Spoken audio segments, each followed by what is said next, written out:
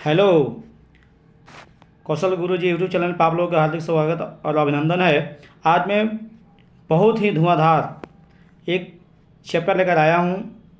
Chapter नहीं, हम बता सकते हैं कि व्हाट इज़ इंग्लिश का जो पूरा ऑल फंडामेंटल को आज मैं बतलाने वाला हूँ, है ना। कि इंग्लिश क्या है, इंग्लिश लैंग्वेज क्या है ना। इंग्लिश लैंग्वेज ज़रूरी क्यों पड़ा, है ना। और इंग्लिश का डिफिनेशन क्या है। तो चलिए, आप देख रहे होंगे स्क्रीन पे कि आपको हम बतलाने वाले हैं कि इंग्लिश का ऑल फंडामेंटल को। That's okay. तो समझेंगे, स्टार्ट करते हैं। देखिए, पहला प्रश्न आपका है कि इंग्लिश यानी इंग्लिश है क्या। देखिए, ऐसे इंग्लिश का कोई डिफिनेशन नहीं है, बट इसका डिफिनेशन वो सभी अपने अपने तरीके से बनाते हैं। लेकिन इसका डिफिनेशन अगर देखा जाए तो इस तरह से आप बोल सकते हैं कि English is a international language, यानी अंग्रेज़ी जो है से एक अंतर्राष्ट्रीय भाषा है। क्या है? अंग्रेज़ी जो है से एक अंतर्राष्ट्रीय भाषा है। विच इज स्पोकन, यानी बोली जाती है, in all over the world, यानी दुनिया के लगभग सभी देशों में इंग्लिश क्या है, एक भाषा बोली जाती है ना। आप समझ गए हैं कि English is an international language. English एक क्या है, अंतर्राष्ट्रीय भाषा है जो दुनिया के सभी देशों में बोली जाने वाली यह भाषा है। यहाँ तक क्लियर हो गया।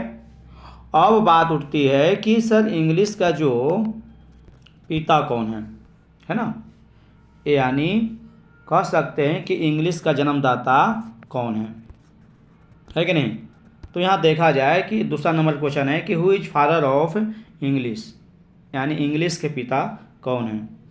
तो आप देख रहे होंगे जेफरी चाउसर जी जो हैं यही इंग्लिश का पिता हैं, इंग्लिश का जन्मदाता हैं। जेफरी चाउसर, इनको फुल नाम जेफरी चाउसर है। और इनका जो जन्म हुआ था, डेट ऑफ बर्थ 1340 एंड 1344 ईस्वी के, यानी कह सकते हैं कि 1340 है ना एंड 1344 इन बिटवीन लंदन। इनकी जो जन्म हुआ था 1340 और 1344 ईस्वी के बीच में हुआ था। कंफर्म नहीं है, बट इसके बीच में ही इनकी जन्म हुई थी। अब है डेट ऑफ डेथ, यानी इनकी मृत्यु कब हुई थी। इनका कंफर्म है कि इनका जो डेट हुआ था, इनका जो मृत्यु हुआ था 25 अक्टूबर को, है ना, 1400 ईस्वी में लंदन में ही हुआ था। इनकी जेफरी चाउसर की मृत्यु हुई थी। अब समझ में आएगा कि इंग्लिश क्या है, तो आप बता सकते हैं इंग्लिश के पिता कौन है, Jeffrey Chaucer. English Jeffrey Chaucer का जन्म कब हुआ था और जेफरी चाउसर का मृत्यु कब हुआ था, है ना। क्लियर हो गया। अब जो है से सबसे बड़ी बात है कि व्हाट इज लैंग्वेज। अब जो है से इंग्लिश जो आया, आखिर क्या है, इंग्लिश एक लैंग्वेज है ना। तो हम जानेंगे कि व्हाट इज इंग्लिश, इंग्लिश क्या है, अच्छा सॉरी भाषा क्या है। अब हम लैंग्वेज के बारे में डिटेल से समझेंगे। यहाँ से आप लोग ध्यानपूर्वक देखेंगे, समझेंगे। अगर ये समझ जाते हैं तो आप बेफिक्र रहिए, इंग्लिश का पूरा फंडामेंटल को समझ पाएंगे।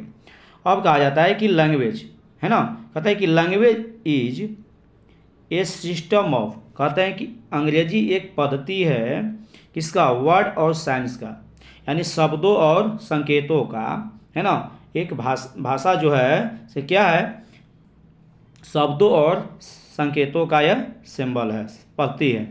डैट पीपुल यूज, लोग इससे प्रयोग करते हैं, एक्सप्रेस करते हैं इस भाषा में, ओरल बोल कर करके, रिटेन लिख कर करके, और सिंबल संकेत और इशारों से क्या करते हैं, इससे थाउट्स करते हैं और फीलिंग करते हैं, है ना, जिससे हम लोग लैंग्वेज कहते हैं।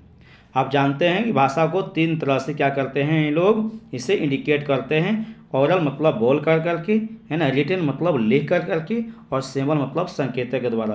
देखते हैं गूंगे और बहरे होते हैं, वो एक इशारे से बतलाते हैं, तो उसे हम लोग सिंबल्स के माध्यम से व्यक्त करते हैं। और जो सिंबल्स के माध्यम से व्यक्त किया जाता है ना, तो उसे क्या कहा जाता है, ये चीज़ भी हम बतलाएंगे। पूरा लैंग्वेज के पूरा फंडामेंटल को हम समझेंगे। यहाँ तक क्लियर हो गया लैंग्वेज क्या है। तो लैंग्वेज एक शब्दों और संकेतों का एक पद्धति है जो लोगों के द्वारा प्रयोग किया जाता है है ना, बोल कर करके, लिख कर करके और संकेत दे करके, है ना, जो फीलिंग करते हैं, है ना, जो महसूस करते हैं, जो सोचते हैं। ठीक है, डेट्स ओके। अब जो नेक्स्ट है, अब ये देखेंगे, अब है कि how many types of language, यानी लैंग्वेज को, है ना, कितने प्रकार होते हैं। तो देखा जाए कि देयर आर, लिखा हो गया है कि there are 3 types of language. Language के 3 भागों में बांटा गया है। कितने भागों में? 3 भागों में। अब समझेंगे कि यहाँ पे 2 पार्ट्स में तोड़ा गया। ध्यान रखिएगा कि इंग्लिश लिटरेचर के हिसाब से अलग है 3 भाग में, और इंग्लिश ग्रामर के हिसाब से अलग है 3 भाग में। अब हम सबसे पहले हम इंग्लिश लिटरेचर को समझेंगे कि इंग्लिश लिटरेचर के भाग कितने हैं। 3 भाग हैं, तो कौन कौन सी लैंग्वेज हैं। देखिए, पहला नंबर में है कि मदर लैंग्वेज। मदर लैंग्वेज के मतलब कह सकते हैं कि मातृभाषा, है ना, मातृभाषा समझ सकते हैं, जो अपने देश के अंदर, है ना, तो मातृभाषा है। उसके बाद है नेशनल लैंग्वेज, और तीसरा है इंटरनेशनल लैंग्वेज। अब समझेंगे कि मदर लैंग्वेज क्या है। डिफिनेशन यहाँ दिया गया है। देखिए, एक ही तरह से सब पूरा का पूरा डिफिनेशन हम शॉर्ट बना करके दिए हैं कि जिससे आप लोगों को पढ़ने में, बोलने में, याद करने में कोई दिक्कत ना हो। तो देखिए, यहाँ पर लिखा गया है कि मदर लैंग्वेज, यानी मदर लैंग्वेज का डिफिनेशन दिया गया है कि इन विच लैंग्वेज इज स्पोकन। कहते हैं कि जो भाषाएं बोली जाती है, जो भाषाएं बोली जाती है in the government of country, यानी देश के, है ना, कहते हैं कि देश के राज्यों में, देश के राज्य के अंदर, देश में बहुत सारे राज्य होते हैं, तो राज्य के अंदर बोले जाने वाली भाषा को हम लोग क्या कहते हैं? मदर, है ना, लैंग्वेज। ए 1 मिनट्स। ठीक है, यानी कहा गया है कि इन विच लैंग्वेज, है ना, भाषाएं बोली जाती है, इज स्पोकन मतलब बोली जाती है in the government of country, यानी देश के राज्य में बोली जाने वाली भाषा को हम मदर लैंग्वेज बोलते हैं, यानी तो देखते हैं, तो ये क्या है कि अगर कह सकते हैं कि इससे हमारे राज्य, इससे झारखंड है, बिहार है ना, तो हमारे राज्य में अलग अलग भाषाएं बोलते हैं। कोई भोजपुरी बोलते हैं, गुजराती बोलते हैं, तो हर राज्य की क्या है? अलग अलग भाषाएं जो बोली जाती है, उससे हम लोग मदर लैंग्वेज बोलते हैं। अब है उसके बाद देखिए, मदर लैंग्वेज का डिफिनेशन मैंने दे दिया। अब ध्यान दीजिएगा, इन यहाँ पर देखिए आपका संकेत द्वारा दर्शा रहे हैं। देखिए ध्यान दीजिएगा, हम जो घेरा दे रहे हैं, इन गवर्नमेंट ऑफ कंट्री, ये जो आपका है मदर लैंग्वेज का डिफिनेशन है। दूसरा जो आपको कोष्टक में दिखाई दे रहा है, तो ये जो है से आपका नेशनल लैंग्वेज है। अब नेशनल लैंग्वेज का भी डिफिनेशन कैसे देंगे? तो ऐसे ही देंगे, ध्यानपूर्वक देखेंगे। रुकिएगा थोड़ा सा, हम इसको मीट करते हैं, साफ करते हैं, जिससे आपको साफ सुथरा दिखलाई दे। ठीक है, चलिए अब हम बारीकी से समझा रहे हैं, ध्यानपूर्वक देखेंगे, घबराएंगे नहीं और आराम से देखिए। In the government of country, ये जो है से आपका मदर लैंग्वेज का डिफिनेशन है, यानी राज्य, देश के राज्यों में बोली जाने वाली भाषा को हम मदर लैंग्वेज बोलते हैं, है कि नहीं? तो समझ गए। अब है नेशनल लैंग्वेज, यानी राष्ट्रीय भाषा। तो हम लोग का राष्ट्रभाषा क्या है? हिंदी है कि नहीं? तो यही कहता है कि all in the government of country, ऐसा बोलेंगे, याद रखिएगा। इसका डिफिनेशन क्या होगा? तो आप यहाँ से लिएगा, इन विच लैंग्वेज इज स्पोकन। अब यहाँ से इसको छोड़ दीजिएगा, इसको छोड़ देना है। अब यहाँ से बोलना है स्पोकन के बाद all in the government of country, यानी देश के सभी राज्यों में, देश के सभी राज्यों में बोले जाने वाली लैंग्वेज को, बोले जाने वाली भाषाओं को हम क्या कहते हैं? नेशनल लैंग्वेज बोलते हैं। हमारे पूरे देश में एक नेशनल लैंग्वेज है जिससे हम लोग हिंदी बोलते हैं, है ना। देश के हम लोग कहते हैं हिंदुस्तान, यानी हिंदी बोली जाती है हमारे देश के अंदर। देश के सभी देशों में हिंदी बोली जाती है ना। अब है इंटरनेशनल लैंग्वेज, इसका भी डिफिनेशन आपका यहाँ दिया गया है, in all country over the world, यानी इसका डिफिनेशन क्या देंगे? In which language is spoken, in which language is spoken in all over the world. कहते हैं कि जो भाषाएं, है ना, सभी देशों यानी दुनिया के सभी देशों में बोली जाती है, दुनिया के सभी देशों में बोली जाती है, वैसे लैंग्वेज को हम इंटरनेशनल लैंग्वेज कहते हैं। तो आप समझ सकते हैं इंटरनेशनल लैंग्वेज में क्या बोली जाती है, इंग्लिश बोली जाती है ना, ये क्या बोली जाती है, इंग्लिश बोली जाती है। तो पूरे देश में इंग्लिश लैंग्वेज का इस्तेमाल किया जाता है, जिससे हम लोग इंटरनेशनल लैंग्वेज कहते हैं। क्लियर हो गया, ये इंग्लिश लिटरेचर से ये बात हो रही थी।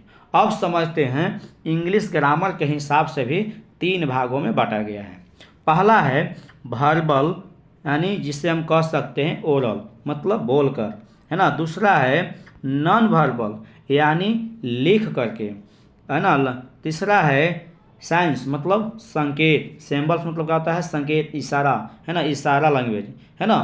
तो आप समझेंगे वर्बल लैंग्वेज के हिसाब से ये तीनों लैंग्वेज का मैं डिफिनेशन एक ही बार दिया हूँ, ध्यानपूर्वक। जैसे मैंने अभी इंग्लिश लिटरेचर का लैंग्वेज को मैंने दर्शाया, है ना, ठीक उसी तरह से इसको भी मैं दिया हूँ। वर्बल या ओरल लैंग्वेज क्या है ना। तो यहाँ देखेंगे डिफिनेशन कहता है कि वर्बल ओरल यानी language, it is a language which exchange thoughts bye mouth. Mouth मतलब मुंह। सब देखिए यहाँ पे माउथ है ना, यानी मुंह के द्वारा बोली जाने वाली भाषाएं को क्या बोलते हैं, ओरल लैंग्वेज बोलते हैं।